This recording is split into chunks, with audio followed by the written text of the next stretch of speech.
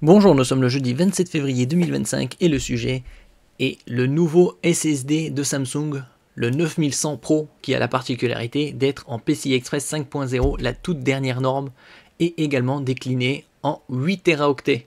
Donc il y aura 1 Teraoctet, 2 Teraoctets, 4 Teraoctets et même 8. Et il sortira dans 3 semaines environ. Nous allons voir les specs ensemble. Samsung a levé le voile sur le 9100 Pro, son tout dernier SSD en PCI Express 5.0. Et donc ici on a quelques specs. Le SSD 9100 Pro a une vitesse de lecture séquentielle qui atteint 14 800 mégaoctets par seconde, quasi 15 gigaoctets par seconde. En vitesse de lecture et en vitesse d'écriture, c'est 13 400 mégaoctets par seconde. Donc quasi le double par rapport au SSD qu'on trouve en PCI Express 4.0. N'oubliez pas de vous abonner pour plus de news sur le monde de la high-tech ainsi que les bons plans, également sur mon Twitter et en description sous toutes mes vidéos. Vous pouvez les retrouver dans mes playlists. N'oubliez pas de mettre un j'aime et un commentaire. C'est simple, les performances sont quasiment doublées par rapport à la génération précédente, à savoir le SSD 990 Pro qui montait à 7450 mégaoctets par seconde en lecture et en écriture c'était aux alentours de 6800-6900 mégaoctets. Les vitesses de lecture et d'écriture aléatoire sont également améliorées avec respectivement 2 200 000 IOPS et 2 600 000 IOPS.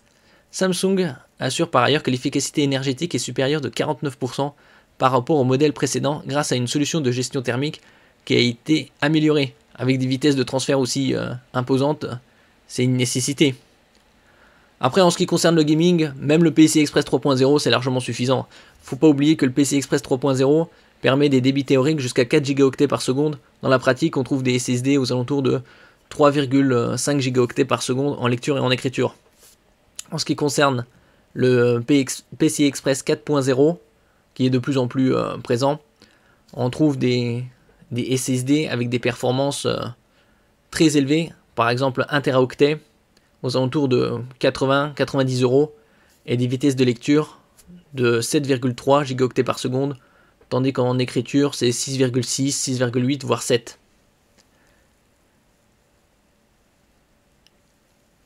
Et donc le prix, ça a la disponibilité comme je disais précédemment, ce sera le 18 mars, donc dans 3 semaines, en 4 tailles, 1 Teraoctet, 2 Teraoctets, 4 Teraoctets et 8 Teraoctets.